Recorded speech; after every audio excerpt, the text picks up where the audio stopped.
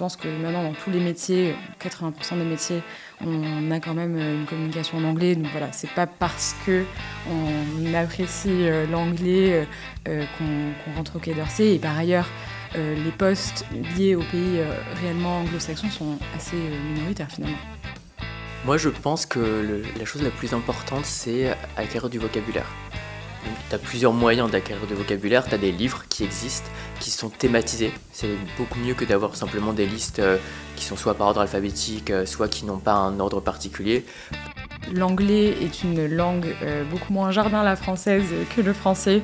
C'est-à-dire que les d'une part, d'autre part, quand on nous dit on the one hand, on the other hand, ça, c'est un petit peu artificiel dans une composition rédigée en anglais, même si évidemment les correcteurs qui vont vous lire sont francophones.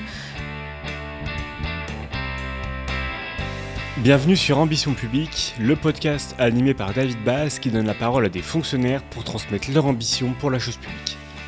Dans ce double épisode consacré à l'épreuve d'anglais au concours administratif, je suis entouré de Sonia Léon et Michael Lee, fonctionnaires au ministère de l'Europe et des Affaires étrangères, respectivement secrétaires et conseillers, pour qui les épreuves d'anglais, aussi bien écrites qu'orales, n'ont plus aucun secret. Dans ce premier épisode, après la présentation des invités et de leur rapport à l'anglais, Sonia et Michael nous donnent leurs conseils pour améliorer son anglais de manière générale. Dans un second épisode complémentaire, on reviendra en détail sur les épreuves écrites et orales aux différents concours. Avant de commencer, n'hésitez pas à vous abonner, à noter le podcast et le partager à 2 personnes autour de vous si vous aimez le contenu, car ça aide pour la visibilité. Enfin, ce podcast est produit avec le soutien de la CASDEN, la Banque des agents de la fonction publique. Good listening! Bonjour Sonia, bonjour Michael. Bonjour. Bonjour. Merci d'être avec nous pour parler de l'anglais. Donc, je vais d'abord vous laisser vous présenter et puis on reviendra bien sûr sur comment on peut réviser, préparer les épreuves d'anglais à l'oral, à l'écrit et se faire une culture anglaise. Sonia, je t'en prie. Je m'appelle Sonia, je suis au Quai d'Orsay depuis maintenant 3 ans. J'ai passé le concours avec l'italien et le persan, langue que j'ai apprise dans la perspective de rentrer au Quai d'Orsay. Donc si on doit faire un petit peu un résumé de mon parcours, après le bac, j'ai fait une prépa littéraire, à la suite de quoi je suis rentrée à HEC. Prépa littéraire que j'ai avec une spécialité en italien, donc l'anglais c'était pas nécessairement ma première langue, c'était d'ailleurs ma LV2 au lycée. Ensuite, donc pendant HEC, je me suis tournée vers la fonction publique par les stages, et notamment un stage en ambassade. Je pense que j'avais un niveau d'anglais qui était quand même plutôt bon, malgré le fait que ce n'était pas une matière qui me passionnait. J'ai fait donc une prépéna à Paris 1 ENS, et ensuite, voilà, du coup, rentrée avec le Quai d'Orsay, j'ai aussi passé les oraux de l'ENA pour l'anglais, donc on pourra en discuter avec plaisir. Super, merci. Et toi, Michael ? Michael, ça fait également 3 ans que je travaille au Quai d'Orsay. Après le bac, j'ai fait aussi une prépa littéraire, mais moi, du coup, en spécialité anglais. Donc c'est toujours quelque chose qui m'a quand même plutôt attiré, dans lequel je pense que j'étais plutôt bon. Ensuite, je suis entré à l'ENS. En parallèle de l'ENS, j'ai fait une licence de chinois à l'INALCO parce que j'avais l'intuition que je voulais rejoindre le Quai d'Orsay et que je savais que c'était quelque chose qui m'ouvrirait cette voie. Et ça a finalement marché pour moi puisque j'ai eu le concours de secrétaire des affaires étrangères en cadre d'Orient en 2021 et le concours de conseiller des affaires étrangères l'année suivante. D'accord, donc plutôt Sonia, toi qui a un petit peu refoulé l'anglais jusqu'à devoir t'y mettre, et plutôt Michael qui, dès le stade de la prépa, tu t'es spécialisé en anglais. Quel est selon vous votre niveau en anglais ? Comment vous avez progressé ? Quel niveau vous aviez quand vous avez passé les concours ? Et d'une certaine manière, un petit peu votre rapport à la culture anglaise. Moi, je dirais que j'avais un meilleur niveau en anglais quand j'étais en prépa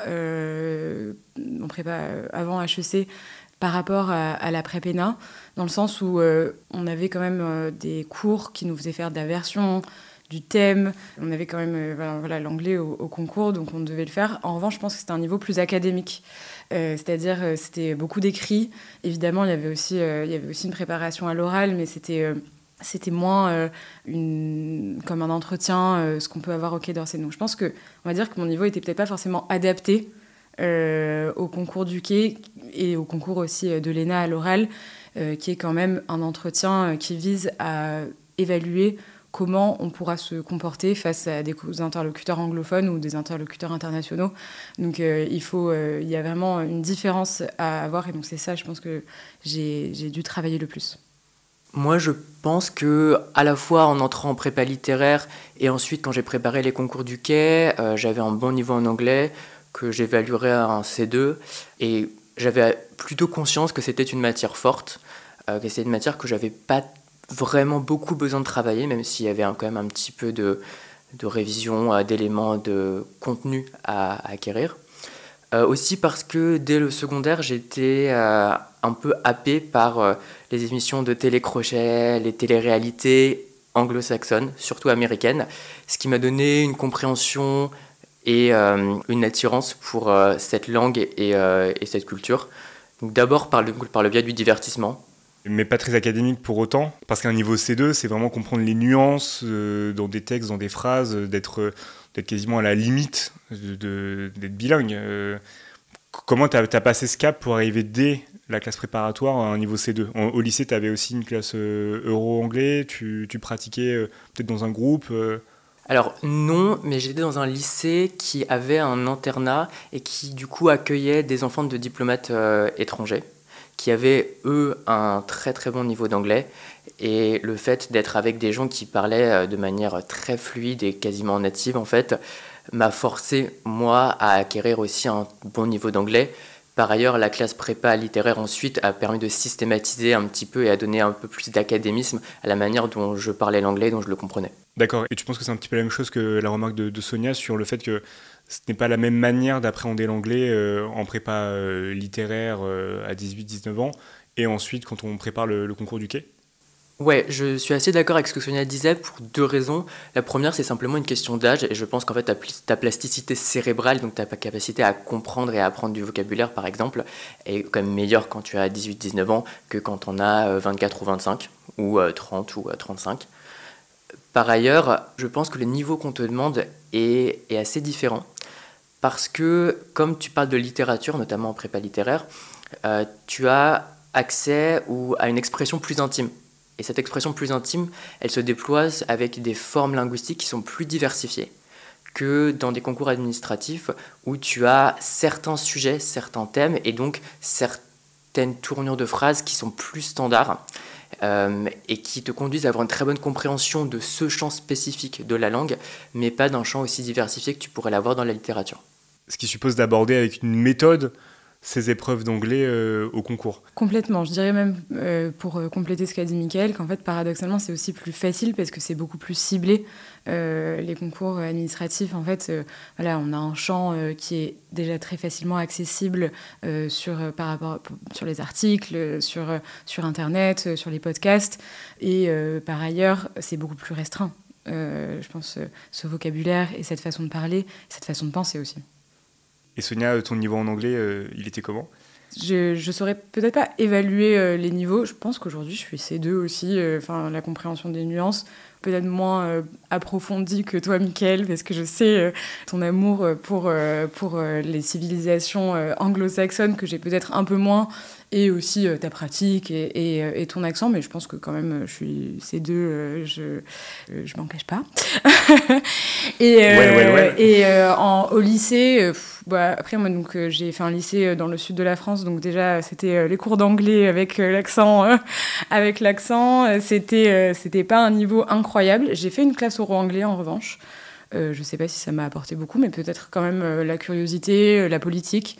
Ça, pour le coup, la politique anglo-saxonne, que ce soit États-Unis ou Royaume-Uni, ça m'intéresse beaucoup. Donc, c'est peut-être par ce prisme, quand même, que je me suis intéressée et que j'ai eu plaisir à travailler cette langue malgré tout. Je ne sais pas exactement quel aurait été mon niveau si j'avais dû m'évaluer.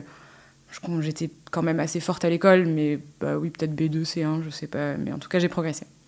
Et je rappelle, parce qu'on parle beaucoup des niveaux en anglais, le premier niveau, c'est bien sûr A1, A2, B1, B2, C1, C2, et le niveau C2 qui est le niveau maximum. Peut-être une dernière question avant de basculer vraiment sur comment on aborde ces épreuves d'anglais. Pourquoi avoir choisi un métier où on travaille avec de l'anglais ? Pourquoi avoir choisi la diplomatie ? Je dirais que ce sont des choses qui ne sont pas liées. Elles sont pas liées parce qu'en fait, mécaniquement, dans la diplomatie française, tu as un volet européen. un volet européen où la francophonie est assez développée, mais ça reste minoritaire par rapport à l'anglophonie. Donc tu sais que tu vas devoir utiliser l'anglais de manière professionnelle, mais ce n'est pas la raison, à mon sens, pour laquelle tu choisis de t'engager dans la diplomatie. C'est bien davantage un outil que véritablement quelque chose dont tu vas te saisir avec amour, avec passion.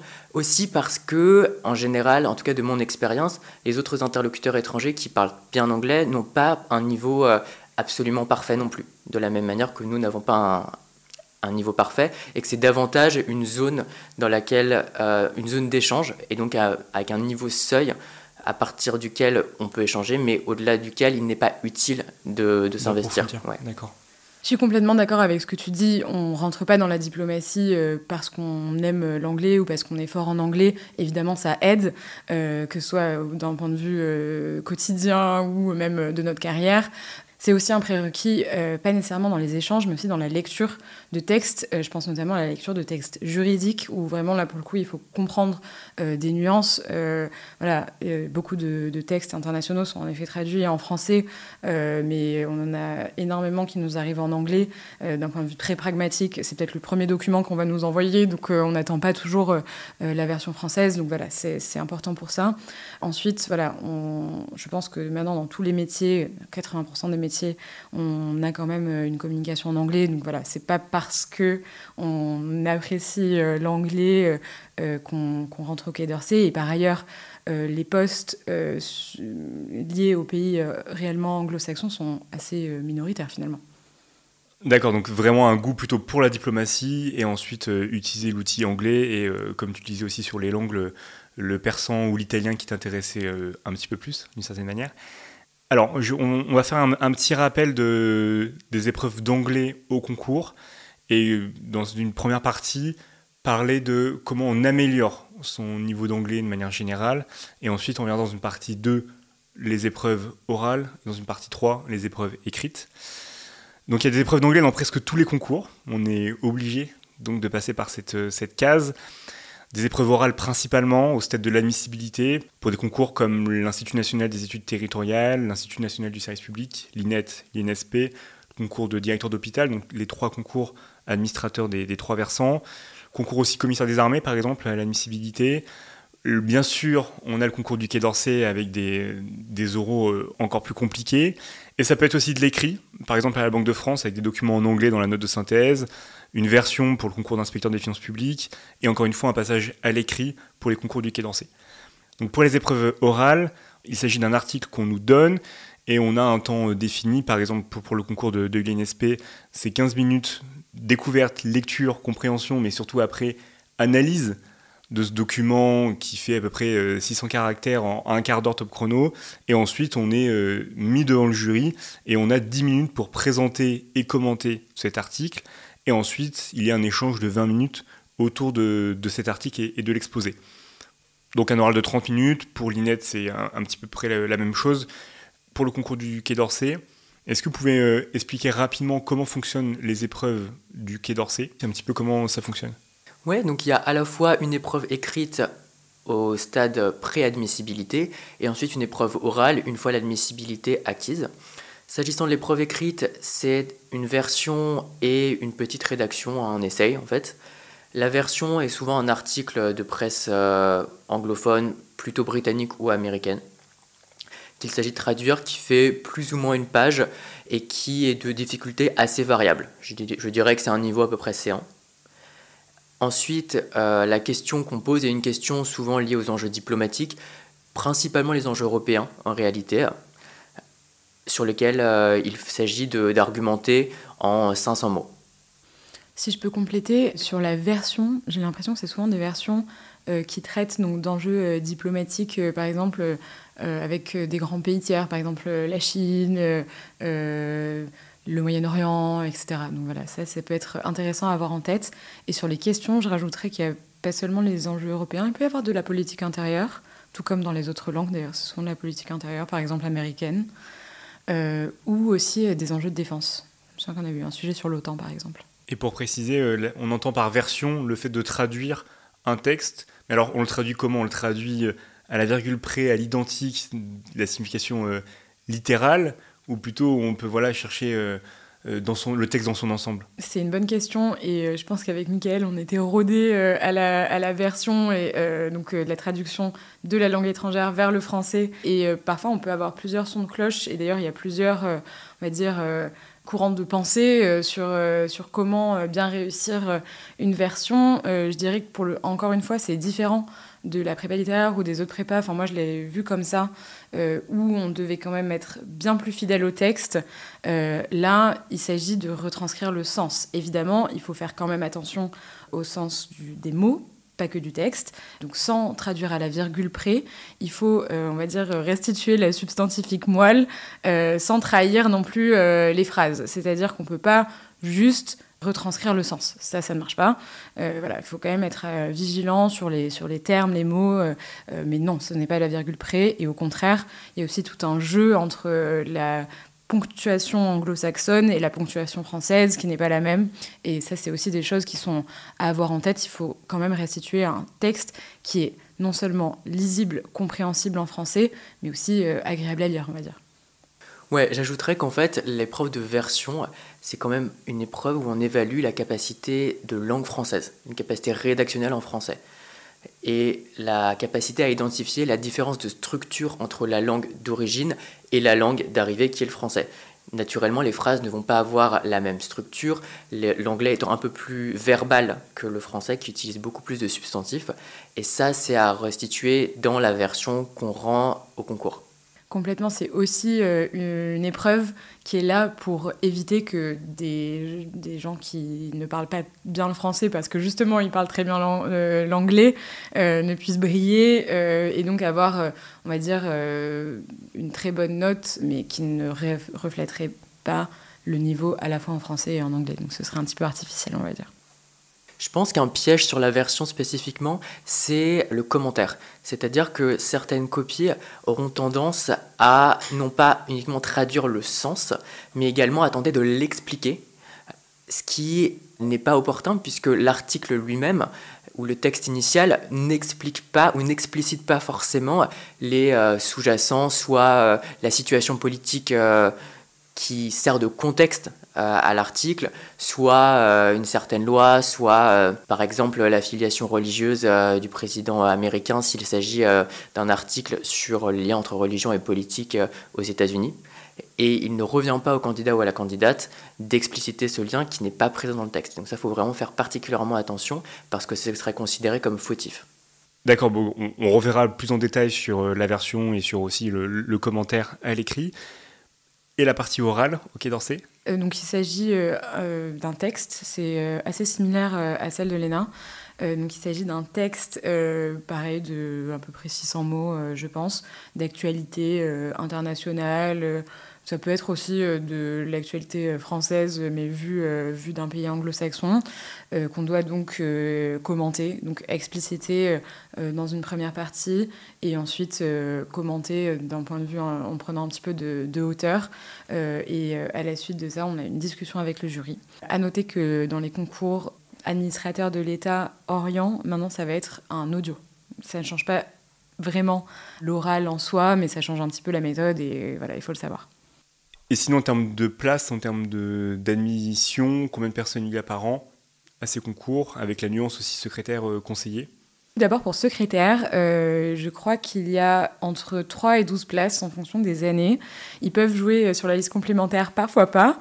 Et en interne, il me semble que c'est à peu près moitié moins. Donc voilà, ça fait donc un total de entre 10 et 25 places, quoi.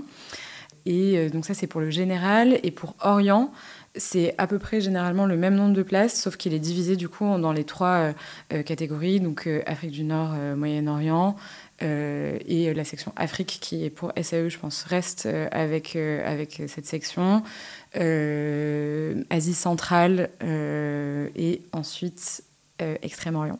SAE étant entendu secrétaire des affaires étrangères. Exactement, pardon. Et pour le concours conseiller ?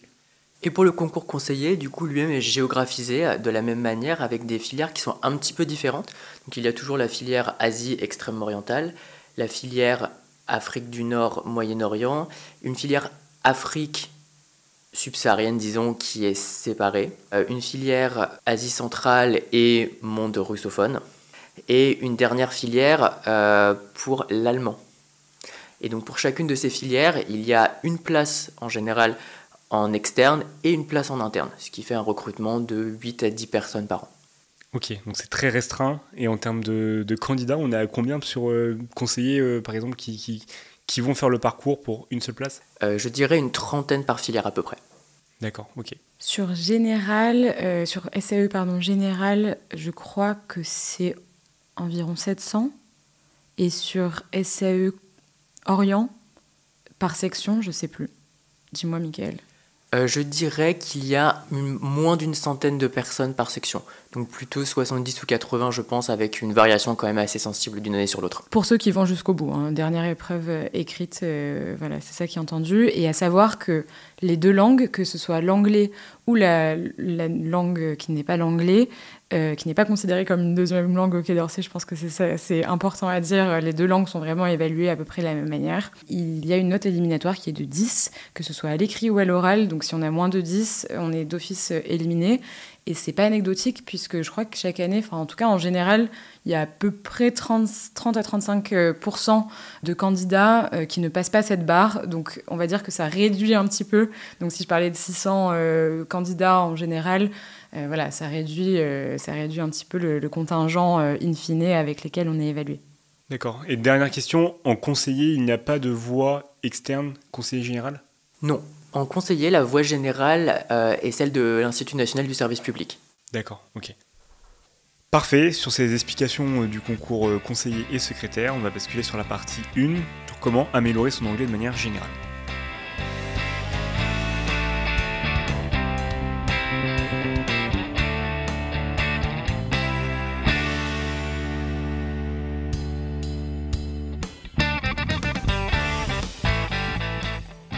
Partie 1 de cet épisode sur comment améliorer son anglais de manière générale, quels outils utiliser, comment aborder la civilisation.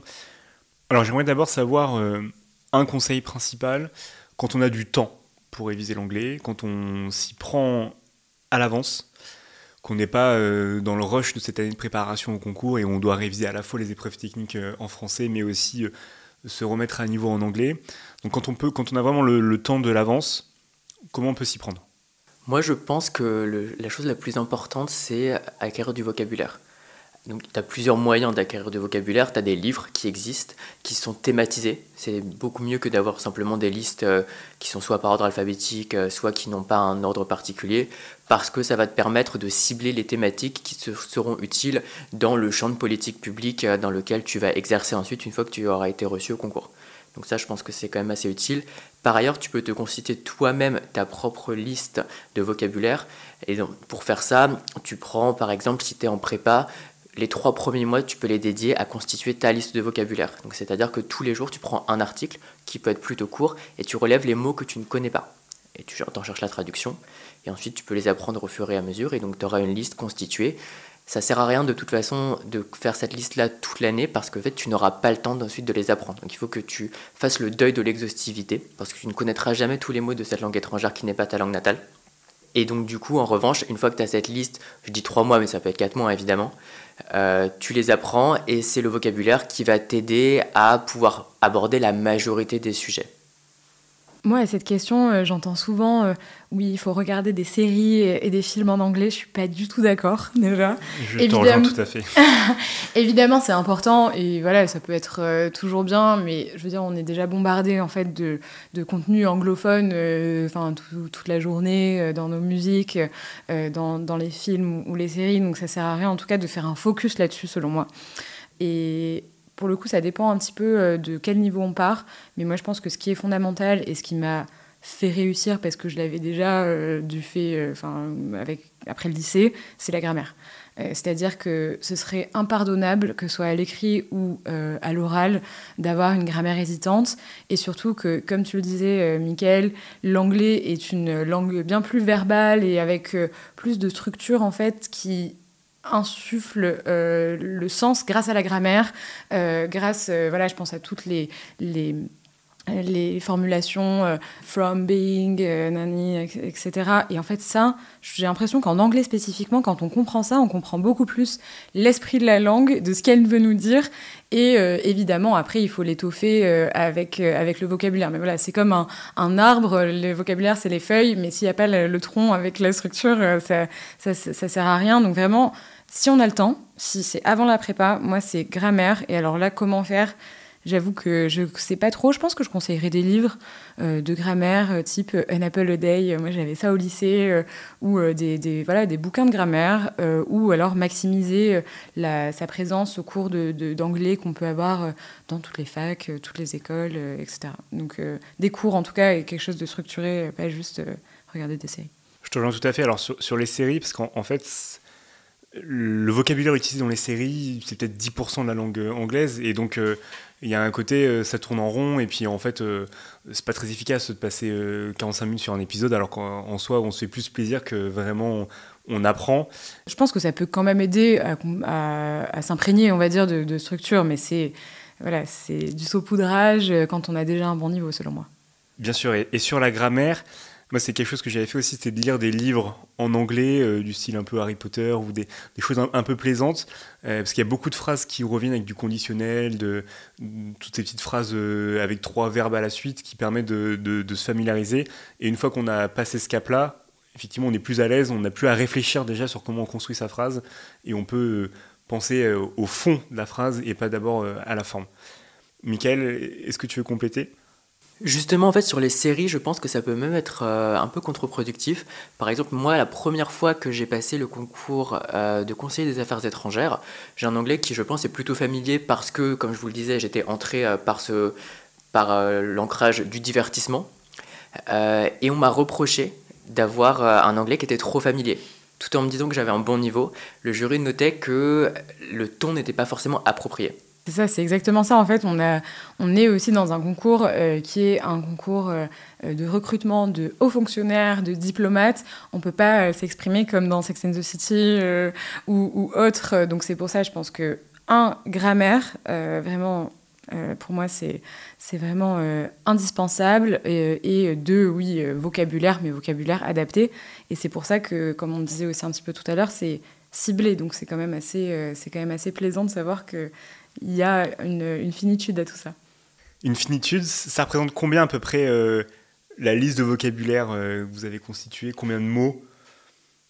Je dirais que tu as plusieurs champs de politique publique en général qui se croisent. Donc tu as à la fois le champ européen, pour nous tu as le champ des affaires étrangères ou des relations internationales de manière plus large, et tu as également du vocabulaire de l'économie. Et donc ça fait un petit millier de mots, je pense, qui sont spécifiques à ces champs-là. Et ça dépend, encore une fois, du champ que tu vas investir. Si tu passes les concours de la Banque de France, par exemple, je pense que le niveau de vocabulaire technique est plus important, mais que le nombre de mots est plus réduit. Parce que les concepts économiques ou bancaires ou financiers que tu auras à mobiliser seront plus souvent les mêmes. Pour ajouter à ça, moi, j'ai jamais fait de liste de vocabulaire, vraiment. Il y en avait justement là dans ce bouquin dont je parlais, où on le faisait à peu près 20 minutes, on va dire par semaine, quand on était au lycée. Mais j'en avais jamais fait réellement. En revanche, j'avais fait des listes de phrases et de tournures potentiellement à utiliser. Alors, encore une fois, ça aussi, il faut faire attention parce qu'il y a le risque que ce soit trop artificiel, surtout parce que l'anglais est une langue beaucoup moins jardin à la française que le français. C'est-à-dire que les d'une part, d'autre part, quand on nous dit « on the one hand, on the other hand », ça, c'est un petit peu artificiel dans une composition rédigée en anglais, même si, évidemment, les correcteurs qui vont vous lire sont francophones, donc ils comprennent aussi, mais voilà, il ne faut pas non plus en abuser, mais c'est toujours bien, ça habille un petit peu une composition ou un oral éventuel.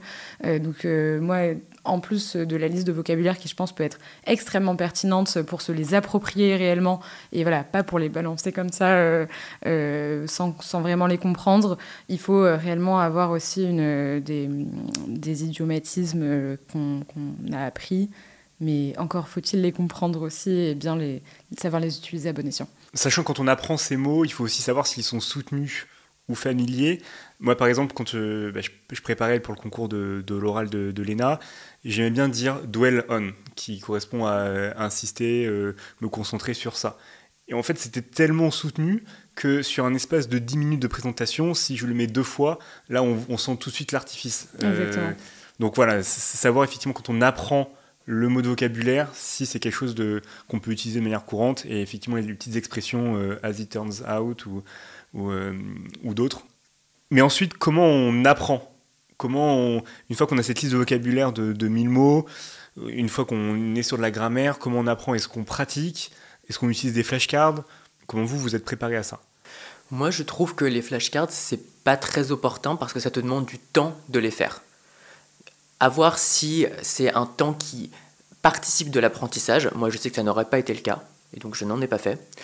Par ailleurs, c'est aussi à toi de connaître un peu la manière dont tu vas apprendre des listes. Moi, j'apprenais les listes soit en les écoutant, soit juste en les regardant et en sachant quel mot venait après l'autre. Ce qui, en fait, facilitait l'organisation de ma liste sur mon papier. Mais c'est vraiment à toi de voir comment est-ce que tu mémorises des choses qui ne sont pas forcément liées. C'est une mémoire qui est beaucoup plus ponctuelle qu'une mémoire, disons, narrative. Si tu apprenais un raisonnement ou des concepts, là, tu apprends chaque mot individuellement ou de manière autonome l'un de l'autre. Pour expliquer un petit peu plus ce que sont les flashcards, ce sont des cartes qu'on va préparer en amont recto verso et où, à la manière d'un peu du Trivial Pursuit, où on tire une carte et on pose la question comment on dit manifestant en anglais.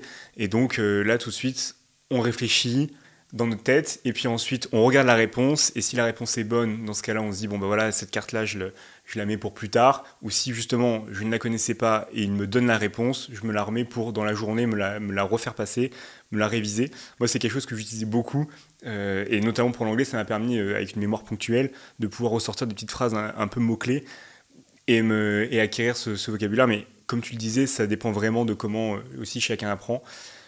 Sonia, tu voulais peut-être ajouter quelque chose ? Et du coup aussi, encore une fois, de comment on l'utilise, quoi. Parce que la mémoire ponctuelle, je suis pas sûre que ce soit la plus pertinente pour restituer un niveau d'anglais qui soit harmonieux, cohérent et où on a vraiment l'impression qu'on comprend. Il faut se mettre aussi à la place. Par exemple, si vous avez quelqu'un qui est pas francophone et qui vous parle en français avec des mots comme ça qu'il aurait appris, ça nous ferait bizarre. Donc, il faut vraiment se mettre à l'autre place. Et juste, voilà, sur les flashcards, moi, j'en ai pas fait, j'ai même pas réfléchi, je pense. J'ai même pas pensé à ça, je pense, mais ça peut être une très bonne idée. Je sais qu'il y a des applis pour ça, comme Anki, etc. Mais voilà, l'anglais, c'est pas un QCM de médecine où on va devoir ressortir une donnée précise. Donc là, où Anki peut être peut-être très pertinent parce que voilà, on l'apprend. Après, moi, je suis très partisane du fait de dire qu'en apprenant, on comprend aussi. Mais voilà, je pense que l'anglais, il faut davantage le pétrir, et les langues en général, il faut davantage avoir cette homogénéité in fine. Donc, je suis pas sûre que ce soit, en tout cas en dernière minute, la solution. Peut-être très en amont, ça peut être bien pour se rentrer les choses dans la tête, mais il faut vraiment que ce soit sous-cortical, quoi. Je mettrai les références de cette application qu'on évoque, Anki, mais ça peut être aussi Quizlet, dans la description de l'épisode. Et je mettrai mes paquets de cartes anglais que j'avais fait à l'époque, téléchargeables aussi. Et comment on pétrit alors ces mots d'anglais ? Je pense que la meilleure manière d'apprendre, et notamment pour ces concours-là, c'est de les confronter. Donc si on a une liste, que ce soit de mots de vocabulaire, de cours de grammaire ou d'expressions idiomatiques, le mieux c'est d'essayer de faire une question. En plus c'est même facile de s'imaginer une question à l'oral ou à l'écrit et essayer d'y répondre pour pouvoir voir comment ça s'articule avec le reste de notre pensée. Et sinon sur d'autres moyens pour apprendre l'anglais, pour découvrir l'anglais, est-ce que des podcasts, vous en avez à conseiller ? Ouais, moi j'écoute à peu près tous les jours certains podcasts de NPR, donc National Public Radio, côté américain. Il y a à la fois Up First, c'est un podcast en une douzaine de minutes peut-être, qui met en avant 3 faits d'actualité, à la fois d'actualité intérieure américaine, d'actualité internationale et d'actualité soit sociale, soit des sciences ou des technologies, qui offre à la fois le fait d'actualité et un peu de contexte qui permet de comprendre. Donc ça conduit à la fois à voir comment on parle de certains sujets qui sont susceptibles d'être les sujets abordés lors des épreuves des concours administratifs, et de voir in situ comment est-ce qu'on utilise certaines expressions ou certains mots. Moi, sur les podcasts, j'écoutais pendant que je préparais les podcasts du Guardian, qui sont sur toutes les plateformes de podcasts. Et pour le coup aussi, pour progresser, mais alors en dernier moment, pour l'oral, j'avais pris une prof d'anglais, moi, qui connaissait aussi l'administration, etc. Et c'était hyper pratique pour me décoincer. Je pense que j'avais aussi du mal à l'oral, à vraiment à parler, à être sûre de moi dans une langue qui n'est pas la mienne et que je connaissais pas aussi bien que l'italien où j'avais pu mieux pratiquer, et puis j'ai vécu là-bas, donc c'était différent. Donc voilà, n'hésitez pas à prendre une prof ou un prof qui vous décoince un petit peu, avec lequel vous pouvez parler. Ça peut être aussi des gens avec qui parler, mais je pense que c'est pas exactement... c'est un peu moins efficace. Et d'ailleurs, cette prof m'avait conseillé de regarder Fox and Friends, qui est l'émission... qui est l'émission très, pour le coup, trumpiste, etc. Mais au contraire... voir aussi une autre vision de l'Amérique. Donc ça peut être aussi des chaînes d'infos en continu qui, pour le coup, mettent dans la tête du vocabulaire et des formulations qui sont ni trop élevées, ni trop familières. Donc ça peut être un petit peu un moyen. Je ne dis pas de faire ça tous les jours, mais ça peut être marrant aussi de voir autre chose que Guardian ou NPR et tout le reste. Voilà, je pense que c'est bien. Je mettrai les liens de ces deux podcasts dans la description. Et j'écouterai aussi, moi, la technique que j'avais utilisée, parce que tu évoques le fait d'avoir un professeur particulier, d'une certaine manière, pour discuter une demi-heure, une heure par moment. Moi, je faisais des cafés linguistiques avec une personne qui venait de Londres et qui avait un niveau d'anglais très soutenu, qui était bien sûr natif, donc forcément à l'aise. Et donc, on parlait une demi-heure en anglais sur des sujets que j'avais envie de parler. Ça pouvait être de la philosophie, ça pouvait être du droit, bref, la vie de tous les jours, mais quand même avec une vraie exigence. Et après, on parlait une demi-heure en français. Et donc, on se relevait chacun les erreurs de l'autre et ça pouvait progresser. Et c'est gratuit parce que d'une certaine manière, on s'aide mutuellement. Voilà, donc c'est très sympa. Et si on en avance, on peut essayer peut-être de se nouer cette relation en amont. C'est ça, complètement. Ça, je pense que c'est quelque chose qu'on fait peut-être 2 ou 3 ans pour vraiment solidifier un niveau d'anglais. C'est super, et puis après, on peut continuer. Moi, je ne discutais pas avec ma prof, on faisait un sujet. Ah oui, d'accord, carrément. On faisait un sujet, elle me faisait un texte, voilà. Mais je l'ai fait 2-3 fois avant l'oral, je pense. Pas non plus beaucoup, mais ça m'a servi en tout cas vraiment pour me décoincer, parce que la première fois que je l'avais passé, j'étais pas assez à l'aise, et la deuxième fois dépassée, je suis passée de 10 à 16. Donc, C'est marrant, tu parles de te décoincer un petit peu en parlant avec un professeur en faisant d'école. Ça me fait penser, est-ce que vous êtes déjà parti dans votre cursus à l'étranger ? Vous n'êtes pas natif anglais, vous êtes français, mais à quel moment vous êtes parti ? Moi, en fait, à 2 reprises. Une première fois en stage aux Nations Unies à Genève.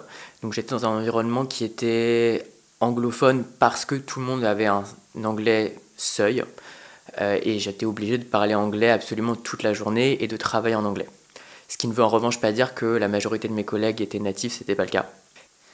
Et une deuxième fois, au dernier semestre de ma dernière année à l'ENS, donc c'est-à-dire en 2020, 6 mois en fait avant que je passe les concours du Quai pour la première fois, où j'étais donc à New York pendant un semestre. Et donc tu as pu pendant un semestre à la fois préparer les épreuves et en même temps dans la vie de tous les jours, quand tu vas aller acheter ton café ou bref des courses, tu discutes, ou tu avais vraiment un semestre à l'étranger, donc universitaire ? C'était un semestre universitaire, effectivement, mais j'étais dans une colocation avec des gens qui n'étaient pas francophones, donc j'avais une obligation d'interagir en anglais de manière quotidienne, et par ailleurs, tous les cours que je suivais étaient en anglais. D'accord. Et toi, Sonia ? Moi, je suis partie pendant 6 mois à Londres à l'occasion d'un stage à la Banque européenne pour la reconstruction et le développement. Donc, c'était à la fois un environnement international où là, on ne parlait pas du tout un anglais parfait, puisque tous mes collègues venaient de pays d'Europe différents, et notamment beaucoup des pays d'Europe de l'Est, et où il y avait aussi, j'avais aussi beaucoup d'amis français qui étaient là-bas, mais évidemment, ça met quand même dans un contexte où j'étais plongée dans ça. J'avais 23 ans à l'époque, donc c'était plutôt 4 ans, 5 ans avant que je passe les concours. Mais ça m'a aidée, je pense, aussi.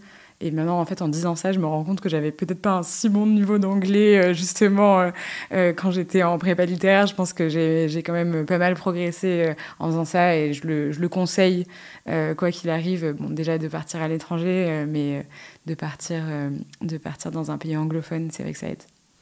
Ok, super pour ces précisions, pour savoir un petit peu plus aussi sur votre approche de l'anglais et ce que vous avez pu tirer un petit peu de ces expériences à l'étranger. On va basculer sur la partie 2, sur les épreuves orales.